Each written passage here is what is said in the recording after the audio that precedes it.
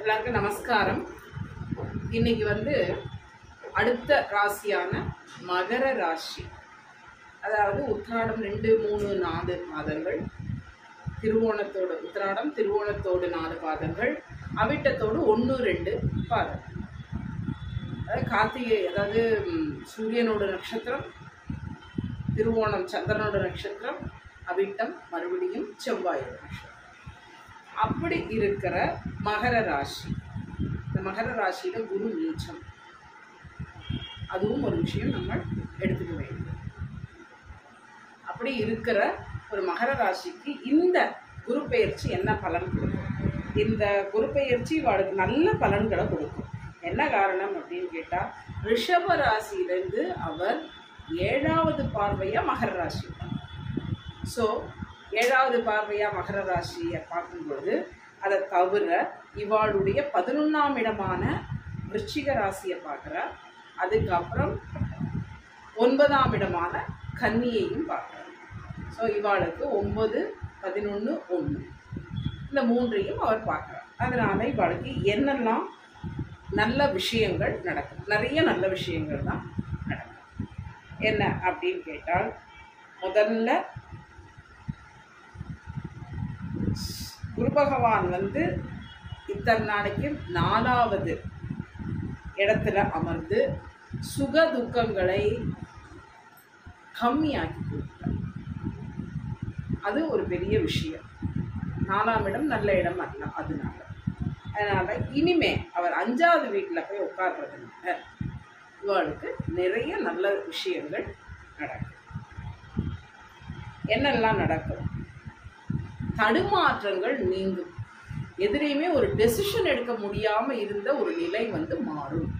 கணவன் மனைவிக்குள்ள இருக்கிற 7வது பார்வையாக பார்க்கறதுனால கணவன் மனைவிக்கு உள்ள இடையில இருந்த சில இஷ்யூஸ் எல்லா வீட்லேயும் இருக்கிறது தான். அது எல்லாம் மாறி ஒருத்தருக்கு ஒருத்தர் நல்லா புரிஞ்சுண்டு வாழ ஆரம்பிப்பேன். அதுக்கப்புறம் கணவனாக இருந்தால் மனைவிக்கு, மனைவியாக இருந்தால் கணவனுக்கு, அதாவது இந்த ராசிக்குள்ளே இருக்கிறவா அவளுடைய ஆப்போசிட் ஜெண்டருக்கு அவளுடைய முக்கியத்துவத்தை காமிக்க ஆரம்பிப்பாள். என்னோடய ஹஸ்பண்ட் தான் எனக்கு முக்கியம் அப்படிங்கிறத, அந்த உண்மையை அவள் புரிஞ்சுட்டு நடக்க ஆரம்பிக்கிறது. அதுக்கப்புறம் உங்களுடைய இஷ்டத்துக்கு ஏற்ற மாதிரி இருக்கிற, எண்ணத்துக்கு ஏற்ற மாதிரி இருக்கிற வீடு அமையும். இதை விட ரொம்ப முக்கியமாக அமையிறது குழந்தை பாக்கியம். குழந்தை பாக்கியம் ஆனதுனால உங்களுக்கு அதில் தான் ஒரு பெரிய ப்ராப்ளம் இருந்திருக்கும். அது மாறும். ஏன்னா ஒரு புத்திரக்காரகன் அவர் உங்களுடைய 5வது வீட்டில் போய் உட்காரு. அதனால புத்திர பாக்கியம் உண்டாகும்.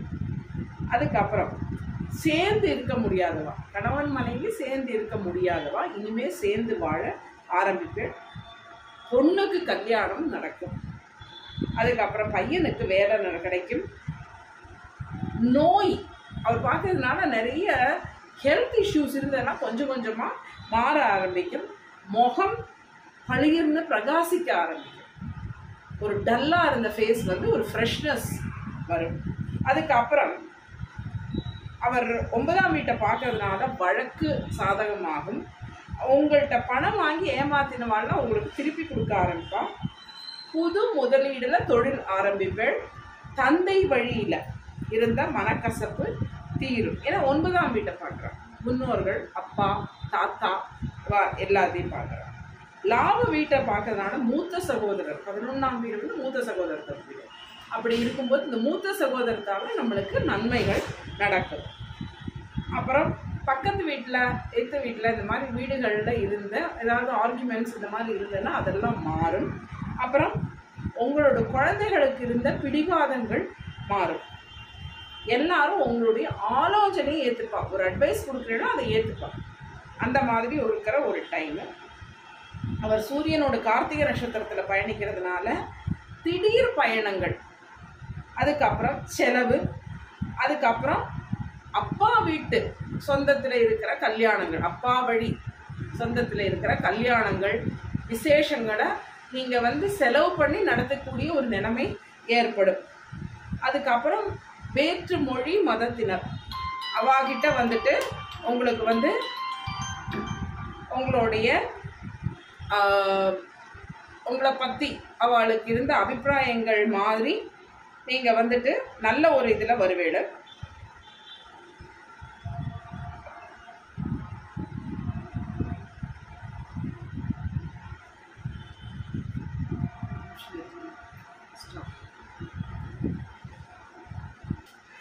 சின்ன சின்ன ஆக்சிடென்ட்ஸ் ஆகிறதுக்கு சான்சஸ் இருக்குது. கவர்மெண்ட்டுக்கு டேக்ஸ் கட்டுறதுல எந்த விதமான ரிலாக்ஸேஷனும் எடுத்துக்க வேண்டாம், அதை அலட்சியப்படுத்தண்டாம், அது பெரிய ப்ராப்ளத்தில் வந்து முடியும். அதுக்கப்புறம் சந்திரனோட நட்சத்திரத்தில் 13/6/2024 19/8/2024, அப்புறம் 28/11/2024 10/4/2025 வரைக்கும் ரோகிணி நட்சத்திரத்தில் இருந்தது குரு பகவான் போகிறதுனால இழுபறியாக இருந்த வேலையெல்லாம் உடனே முடியும். மனைவிக்கு உடல்நிலை சீராகும். மனைவி வழி இருக்கிற ரிலேஷன்ஸ் கூட இருக்கிற சண்டைகள் சச்சரவுகள் நீங்கும்.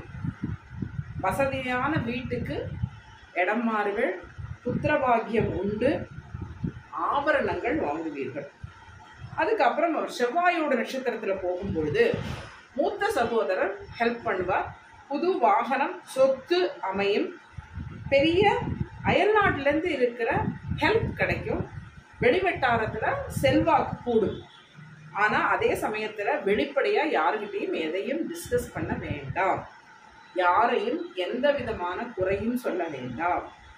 குடும்பத்திலையும் சச்சரவு வந்து தான் போயிட்டு தான் இருக்கும். அதில் நம்ம வந்து அனாவசியமாக வார்த்தைகளை விடாமல் இருக்கணும். அதுபோல் நெகட்டிவ் வேர்ட்ஸை யூஸ் பண்ணுறத கொஞ்சம் கம்மியாக்கணும்.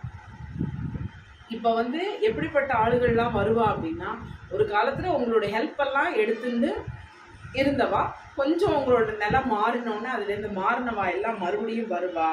அப்படி வரும் பொழுது அவளுடைய முன்னாடி பண்ணதெல்லாம் ஞாபகம் வச்சுட்டு அதுக்கேற்ற மாதிரி நீங்கள் நடந்துக்கணும். இதுதான் முக்கியமான விஷயம் மகர ராசியை பொறுத்த வரைக்கும். அதுக்கப்புறம் நம்ம இந்த குரு பயிற்சியில் எந்தெந்த ராசிகளுக்கு பரிகாரம் பண்ணுறது எல்லாத்துலேயும் சொல்கிறோம். ஏன் தெரியுமா? ஒவ்வொரு ராசிக்கும் சொல்லும்போது சொல்கிறதுக்கு காரணம், அந்த ராசியை மட்டுமே பார்ப்பா.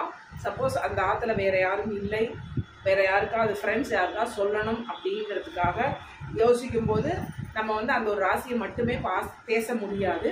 அதுக்காக பண்ணுறோம். ரிஷபம், மிதுனம், சிம்மம், துலாம், தனுசு, கும்பம், மீனம் இந்த ராசிகளை சேர்ந்த நட்சத்திரத்தை சேர்ந்தவா எல்லாரும் பரிகாரம் பண்ணிக்கணும். நாங்கள் கோயம்புத்தூரில் இருக்கோம். அப்போ நம்ம எப்பவும் போகிற கோவில்களில் எந்த கோவிலில் நடக்கிறதோ அதை பற்றி தான் இப்போ பேசுகிறோம். இந்த குரு பயிற்சி வந்துட்டு கோயம்புத்தூரில் தடாகம் ரோட்டில் அகர்வால் ஸ்கூல் பக்கத்தில் இருக்கிற திருநேத்திர தசபுஜ வக்ரகாளி இந்த கோவிலில் வச்சு நடக்கிறது. இந்த கோவிலில் நாளைக்கு மத்தியானம் குரு பயிற்சியோட ஹோமங்கள் எல்லாம் நடக்கிறது. ஈவினிங் வந்து இதில் வந்து ஒரு ஜோதிடத்தில் ரொம்ப பெரிய ஒரு ஆசான் மகரிஷி P.A. பொன்னையா சுவாமிகள் வந்து குரு பயிற்சி பலன்களை பற்றி பேசுகிறார். இந்த கோவிலில் என்ன நடந்தாலும் ரொம்ப சிறப்பாக செய்வார். அந்த குருக்கள் ஞானசேகர குருக்கள்னு பேர் அவருக்கு. அவர் வந்து எல்லாமே ரொம்ப நல்லா பண்ணுவார். அந்த பண்ணுறதுல வந்து எந்த குறையும் வைக்க மாட்டார். அதில் வந்து இத்தனை பேர் வந்து கலந்துண்டா கலெக்ஷன் இருக்குது அதை பற்றியெல்லாம் அவர் யோசிக்க மாட்டார். எதையுமே கரெக்டாக என்ன பண்ணணுமோ ஆகம விதிப்படி என்ன பண்ணணுமோ அதை கண்டிப்பாக அவர் பண்ணுவார். அந்த கோவிலில் வச்சு நடக்கிறது. ஒரு நட்சத்திரத்துக்கு 101 ரூபாய் சார்ஜ் பண்ணுறா. இப்போ நான் சொன்ன ராசிகளில் உங்கள் நட்சத்திரங்கள் இது விழுந்ததுன்னா நம்மளுடைய இந்த யூடியூப் இந்த குருபெயர்ச்சி பலன்கள் முடிகிற வரைக்கும் அந்த கோவிலுடைய நம்பர் வந்து அதில் ஸ்க்ரோல் ஆகி போயிட்டு இருக்கும். அந்த நம்பரில் நீங்கள் கூப்பிட்டு சொல்லலாம். அது வந்து எனக்கு தெரிஞ்ச வரைக்கும் இன்றைக்கி ராத்திரிக்குள்ளே சொல்கிறது ரொம்ப நல்லது. பிகாஸ் நாளைக்கு சங்கல்பம். அதனால் இன்றைக்கி ராத்திரிக்குள்ளே முடிஞ்ச அளவுக்கு சொல்லுங்க. சப்போஸ் இது வந்து அப்ராட்லேருந்து பார்க்குறேன் அப்போ எங்களுக்கு அனுப்ப முடியல அப்படின்னா நீங்கள் என்னோடய நம்பரில் அனுப்பலாம். எனக்கு வந்து ஒரு மெசேஜ் போட்டு என்கிட்ட பேசிட்டு அனுப்பலாம். நான் வந்து அவள்கிட்ட கொடுக்க முடியும். என்ன நம்ம ஏன்னா அவள் பிஸியாக இருக்கிறதுனால இப்போயே கொஞ்சம் பேர் வந்துட்டு எங்கிட்ட அனுப்ப ஆரம்பிச்சாங்க. பிகாஸ் அந்த ஃபோன் வந்து பிஸியாக இருக்கிறதுனால. அப்புறம் அவரோட அந்த கோவில் அவர் தான் குருக்கள். அப்போ அவர் பூஜையில் உட்காந்துருக்க மட்டும் உங்களுக்கு 8 மணி மட்டும் அது கரெக்டாக கிடைக்கிறதுக்கு வாய்ப்புகள் குறைவு. அப்படி இருக்கிறவா நீங்கள் வந்து என்னோட நம்பரில் என்னை காண்டாக்ட் பண்ணலாம். எனக்கு இன்னும் 1 மணி நேரம் ரெக்கார்டிங் இருக்குது. ஒரு சில காரணங்கள்னால ஒரு 2 நாளைக்கு ரெக்கார்டிங் பண்ண முடியலை. அதனால் இன்றைக்கி எல்லா ராசியோடையும் ரெக்கார்டிங் பண்ணி முடிச்சுடுவேன். அதனால் அது முடிஞ்ச அப்புறம் நீங்கள் ஒரு மெசேஜ் அனுப்பிச்சா நீங்கள் உங்கள் பேர், நட்சத்திரம், அதுக்கப்புறம் எனக்கு வந்து எந்த அட்ரஸுக்கு நீங்கள் அது கொரியர் அனுப்பணும் அப்படிங்கிறத போடுங்கோ. அது கொரியர் சார்ஜஸ் என்ன வருதோ அது எக்ஸ்ட்ரா வரும். கோவிலுக்கான 101 ரூபாய் தான். அதை நீங்கள் அனுப்பிச்சி கொடுக்கலாம். குரு பெயர்ச்சியில் என்னன்னு கேட்டால் எல்லா இடத்துலையும் தெரிஞ்சவா இருக்க மாட்டா. அதனால இந்த இதை வந்து நம்ம பண்ணி கொடுக்க முடியும். முடிந்த அளவுக்கு உங்களுக்கு இஷ்டம் இருந்தால் நீங்கள் வந்து உங்களுக்கு பண்ணணும்னு தோணித்துன்னா தாராளமாக என்னை அப்ரோச் பண்ணால் இன்றைக்கி ராத்திரி ஒரு 8 மணிக்கு மேலே உங்களுக்கு கோவில் நம்பர் கிடைக்காத பட்சத்தில். சரியா? நன்றி, வணக்கம்.